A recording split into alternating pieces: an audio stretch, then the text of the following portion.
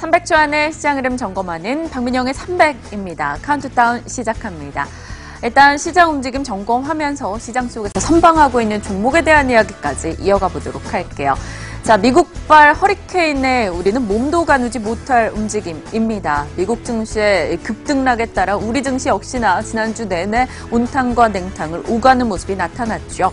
미국 S&P 500 기준으로 1월 26일 고점 대비해서 9거래일 동안 10% 이상 떨어진 채 마무리가 된 지난 한 주였습니다. 과거에도 증시가 변동을 보이고 조정을 보일 때 이 정도의 하락은 분명히 있었습니다. 하지만 시장 전문가들은 이렇게 빠르게 나타난 것이 문제다. 이 증시의 조정보다는 그 조정의 속도가 너무 가팔랐다라는 것에 이야기를 꺼내놓고 있습니다. 이렇게 뉴욕 증시의 변동은 우리 증시까지, 아시아 증시까지 전체적으로 흔들고 가는 모습이 있었죠. 국내 증시 보겠습니다. 코스피는 결국 2,400선이 붕괴됐습니다. 코스닥은 말 그대로 롤러코스터 현상을 보여줬고요. 미국의 금리 인상이 더욱 가팔라질 것이고 그에 따른 우려감이 확대되고 있다라는 분석 속에서 아시아 증시 역시나 일제히 흔들렸죠. 한국 증시는 올해 상승분을 모두 다 반납한 채 주간으로 마무리가 됐습니다. 금요일장 같은 경우는 코스피 1위권부터 30위권까지 10총 상위 종목이 딱 롯데케미칼과 셀트리온을 제외하고 모두 다 하락하는 양상이 나타났고요. 목요일 날 급등 사이드카가 발동됐던 코스닥은 또 금요일장 2% 이상 떨어지면서 금세 얼굴 표정을 바꾸는 모습이 나타났습니다. 이렇게 변동을 키워나가는 가운데 유난히도 눈에 띄는 변동을 보여주는 종목이 있었는데요. 바로 삼성전자가 되겠습니다. 시가총액 1위 종목이 가벼워도 너무 가벼워졌다, 이런 지적이 나오고 있습니다.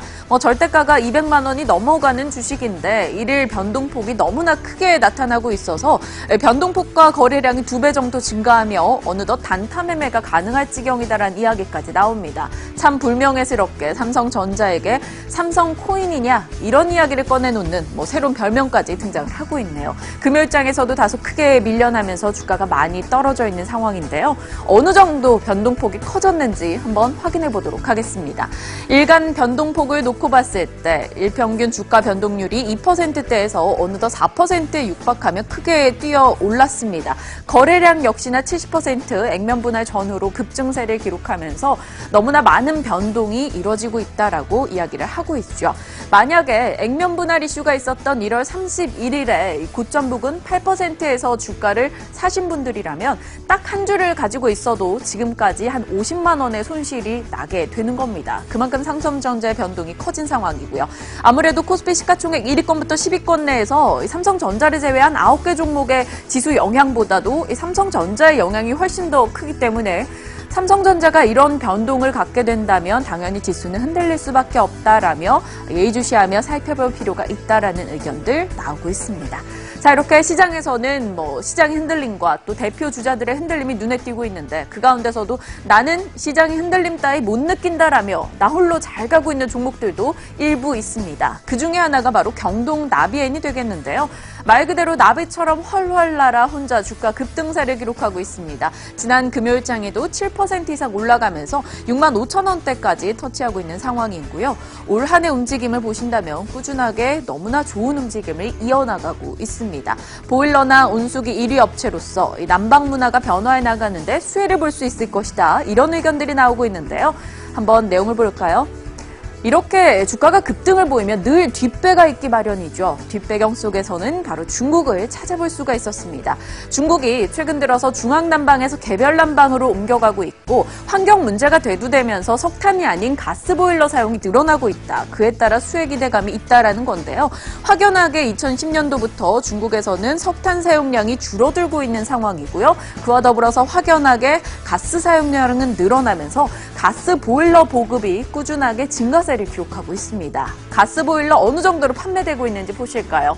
연평균 성장률로만 놓고 봤을 때도 200%가 넘어가면서 판매가 껑충껑충 뛰고 있는 상황입니다. 중국의 보일러 수출 증가율이 한국에서는 한 80% 증가세를 나타내고 있고요. 그 가운데서 국내 점유율 1위 업체인 경동 나비엔이 빠르게 해외 시장에서 입지를 다져나가고 있다는 소식이 들리고 있습니다.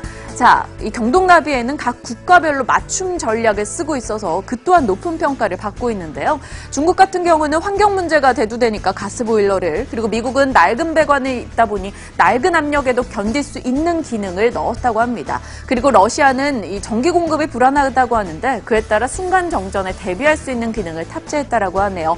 이러한 전략들이 통하면서 해외 시장 매출이 증가를 보이고 있는데요. 한국투자증권에서는 가스보일러의 시장 이 증가율을 놓고 봤을 때 그에 따라 경동나비엔의 점유율 증가는 꾸준하게 일어날 수 있을 것으로 판단을 하고 있습니다. 제목부터 인상 깊네요. 사드를 이긴 가스보일러. 목표 주가 76,000원을 제시했습니다. 한동안 많이 올라왔습니다. 지난 연말쯤에 박민영의 300을 통해서 경동나비엔 언급을 드렸었는데 그때 당시에 만약 이런 이슈를 조금 더 자세하게 분석해 드렸다면 많은 투자자분들이 그래도 더 수익을 이어갈 수 있지 않을까 하는 아쉬움도 생길 정도네요. 하지만 꾸준하게 긍정적인 시각 유지 가능하다라는 의견들 나오니까요. 점검해 보시길 바랍니다. 지금까지 박민영의 300이었습니다.